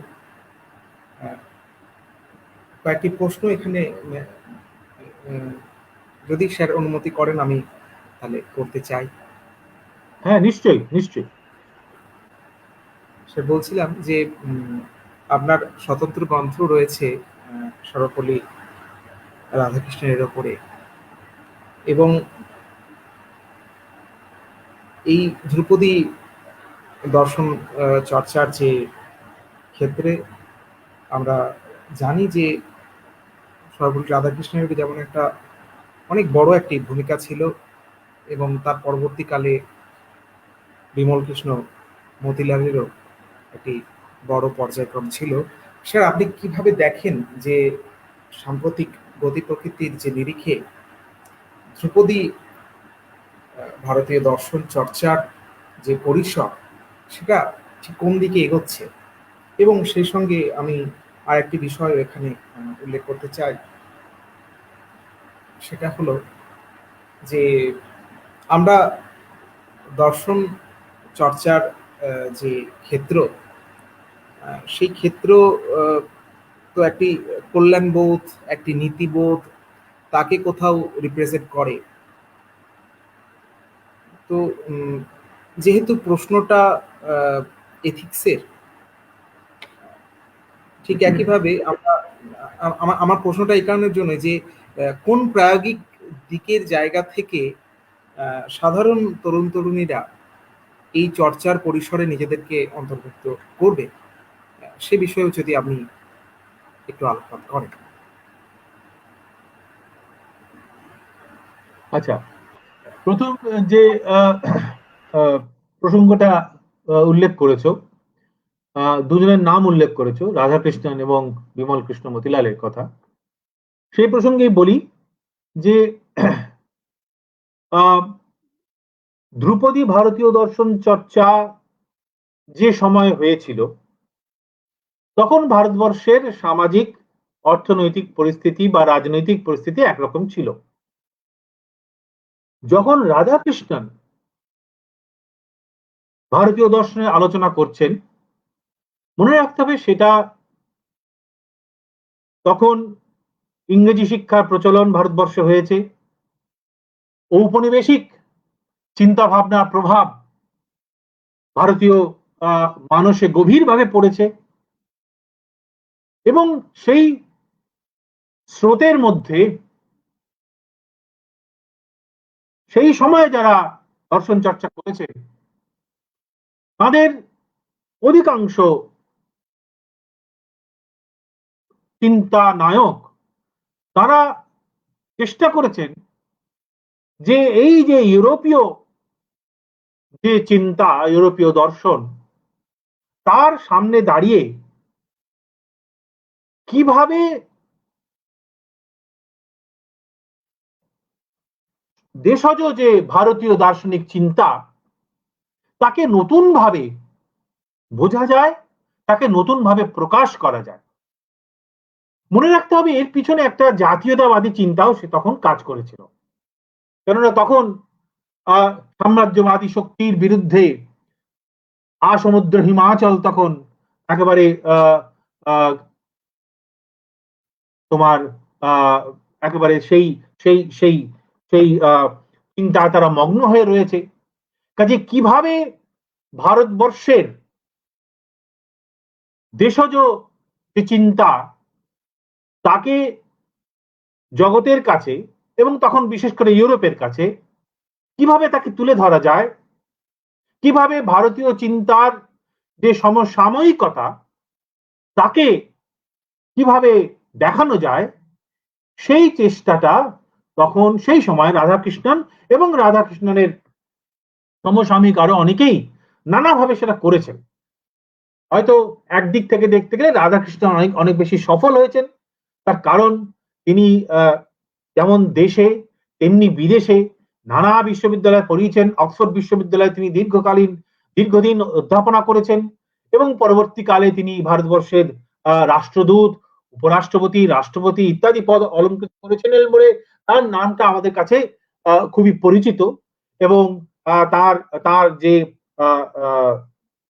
ব্যাখ্যা প্রাচীন ভারতীয় চিন্তার, প্রাচীন ভারতীয় দর্শনের সেই যুগোপযোগী ব্যাখ্যা, তার অপূর্ব লিখন শৈলী, এবং আমি আমি তার বক্তৃতা তো শুনিনি, কিন্তু তার বক্তৃতা যারা শুনেছেন তাদের কাছে শুনেছি যে তার অসাধারণ বাগ্মিতাও ছিল।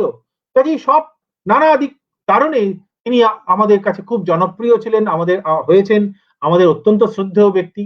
কিন্তু তার এই দর্শনের জগতে তার যে মূল চিন্তাটা ছিল সেই এটাই যে কিভাবে প্রাচীন ভারতীয় দার্শনিক চিন্তা ভাবনাগুলোকে কিভাবে নবরূপে নূতন যুগের উপযোগী করে ইউরোপীয় দর্শনের সামনে দাঁড়িয়ে তাকে প্রকাশ করা যায়, এটা তিনি একদম শেষ দিন পর্যন্ত করেছেন। এবং যেটা বলছিলাম সেই সময়ে তার তার সমসাময়িক আরো আরো অনেকেই এরকম কাজ করেছেন। বিমল কৃষ্ণ মতিলাল পরবর্তী যুগের দার্শনিক। তার কাছে যে প্রশ্নটা সবচেয়ে গুরুত্বপূর্ণ হয়ে উঠেছিল, যার উত্তর দেওয়ার চেষ্টা তিনি তার সারা জীবন ধরে নানা কাজের মধ্যে দিয়ে করেছেন, সেটা হচ্ছে এই যে তিনি দেখেছিলেন যে তার সময়ে তিনি যখন বিদেশে পড়াশোনা করেছিলেন সেই সময়ে যে ধরনের দার্শনিক চিন্তা ইংল্যান্ডে এবং আমেরিকায় খুব প্রবল ছিল, খুব জনপ্রিয় ছিল, সেই দার্শনিকদের কাছে ভারতীয় দর্শন ছিল অপাংতেয়। সেই দার্শনিকরা মনে করেছিলেন যে ভারতীয় দর্শনে তেমন কোনো যুক্তি, তর্ক, বিচারের জায়গা নেই। কিছু কুসংস্কার, কিছু ধর্মীয় তোমার আচার আচরণ, হ্যাঁ, কিছু অন্ধবিশ্বাস, এই হচ্ছে ভারতীয় দর্শন। এরকম একটা ধারণা অনেকেরই ছিল এবং এই ধারণাটা যে ভুল এইটা প্রমাণ করার চেষ্টা অধ্যাপক মতিলাল তার কাজের মধ্যে দিয়ে করেছেন এবং খুব সফল হয়েছেন, এ বিষয়ে কোনো সন্দেহ নেই। কেননা তার লেখার মাধ্যমেই কিন্তু তার পরবর্তী যুগে ইংল্যান্ডে এবং আমেরিকায় এবং ইউরোপেও অনেকটা, মানে ইউরোপের যে মূল ভূখণ্ড সেখানেও বেশ একদল ভারতীয় দর্শনের ছাত্র এবং বর্তমানে তারা খুবই প্রথিতযশা দার্শনিক, তারা ভারতীয় দর্শনের আলোচনা, যেখানে যুক্তি বিচার দিয়ে বিশ্লেষণ করে, হ্যাঁ, জ্ঞানতত্ত্ব, অধিবিদ্যা, হ্যাঁ, ভাষা দর্শন, মনোদর্শন, এই সবের পুঙ্খানুপুঙ্খ আলোচনা করেছেন এবং তার মধ্যে অনেকেই আধুনিক ওই যে ইংল্যান্ড এবং আমেরিকার যে দার্শনিকরা বলেছিলেন যে ভারতীয় দর্শনের সত্যি সেই অর্থে কোনো দর্শন নয়, তাদেরকে তাদের চিন্তা ভাবনাগুলোকে খুব সুন্দরভাবে কাজে লাগিয়ে ভারতীয় দর্শনের নতুন দিক কিভাবে উন্মোচিত করা যায় তার চেষ্টা কিন্তু অনেকেই করেছেন এবং এখনো করছেন। এটা অধ্যাপক মতিলালের একটা বিরাট অবদান, এ বিষয়ে কোনো সন্দেহ নেই। তাহলে দেখো, যে দুজনের কথা তুমি উল্লেখ করলে, রাধাকৃষ্ণন এবং অধ্যাপক মতিলাল, দুজনের মধ্যে নানা বিষয়ে মতপার্থক্য থাকতেই পারে, কিন্তু দুজনেরই লক্ষ্য হচ্ছে প্রাচীন ভারতীয় দার্শনিক চিন্তাগুলিকে, বিতর্কগুলিকে, বিচারগুলিকে নূতন রূপে, নূতন আঙ্গিকে আজকের যুগের যে দার্শনিক পরিভাষা, সেই পরিভাষা ব্যবহার করে তাকে উপস্থাপিত করা, হ্যাঁ, নানা সিদ্ধান্তকে নূতন আলোকে দেখা। এটা কিন্তু দুজনেই করেছেন এবং দুজনেই অত্যন্ত সফল হয়েছেন। দুজন দুভাবে করেছেন। যেমন অধ্যাপক রাধাকৃষ্ণনের যে মূল যে তোমার ট্রেনিং ছিল সেটা অদ্বৈত বেদান্তে, সেই কারণে তিনি অদ্বৈত বেদান্তের কথা খুব বেশি করে বলেছেন নানা জায়গায়। অধ্যাপক মতিলালের মূল ট্রেনিংটা ছিল ন্যায় দর্শন, তাই তিনি ন্যায় দর্শনের কথা নানাভাবে নানা জায়গায় বলেছেন। কিন্তু দুজনের মূল লক্ষ্য কিন্তু একটাই, যে প্রাচীন ভারতীয় যে আকর গ্রন্থগুলো, সেখানে যে বিচার বিতর্ক গুলি রয়েছে, সেগুলোকে নতুন ভাবে, নতুন পরিভাষায়, নতুন যুগের আঙ্গিকে সেগুলোকে দেখা, আলোচনা করা। এবং এটাই তো ভাষ্যকারের কাজ। ভাষ্যকারের কাজ হচ্ছে মূল গ্রন্থগুলির মধ্য থেকে সিদ্ধান্তগুলিকে নিয়ে এসে নতুন নতুন প্রশ্নের সামনে তাকে দাঁড় করিয়ে নতুন নতুন ভাবে তার উত্তর দেওয়ার চেষ্টা, নতুন নতুন ভাবে তার ব্যাখ্যা দেওয়ার চেষ্টা। কাজে সেই দিক থেকে দেখতে গেলে আমি এই দুজনকেই, অধ্যাপক রাধাকৃষ্ণন এবং অধ্যাপক মতিলাল, দুজনকেই আমি নতুন ভারতের নবীন ভাষ্যকার বলে আমি মনে করি। তার জন্য তারা আমাদের সকলের অত্যন্ত শ্রদ্ধেয়। আর দ্বিতীয় যে প্রসঙ্গটার কথা বললে, যেটা যে আজকের যুগে নৈতিকতার প্রসঙ্গে এবং আজকের যুগের যারা নতুন প্রজন্ম, তাদের কাছে দর্শন চর্চার করার প্রসঙ্গে যে কথা বললে, সেখানে দুটি কথা আমি বলবো।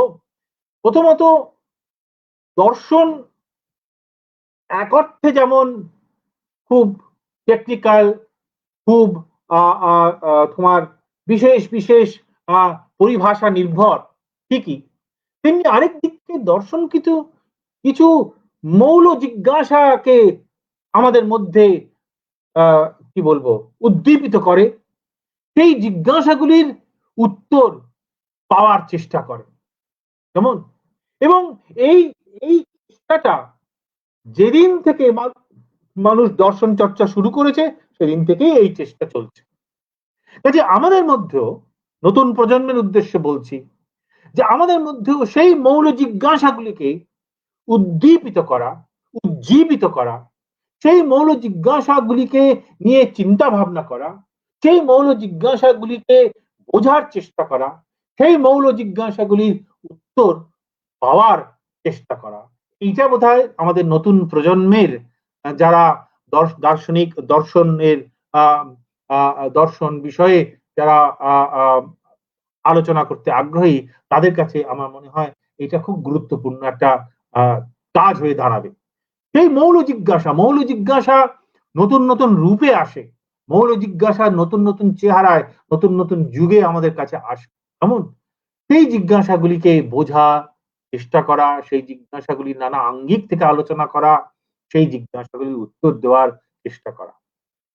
আর দ্বিতীয় আরেকটা কথা এই প্রসঙ্গে বলবো, সেটা হচ্ছে এই যে যেহেতু ভারতীয় ছাত্রছাত্রী হিসেবে এটা আমি বলছি, যেহেতু আমাদের দেশেই একটা দীর্ঘ পরম্পরা ছিল দর্শন চর্চার, অত্যন্ত সমৃদ্ধ পরম্পরা ছিল, নানা কারণে, রাজনৈতিক, সাংস্কৃতিক, অর্থনৈতিক নানা কারণে সেই পরম্পরা তার যে ধারা সেটা ব্যাহত হয়েছে।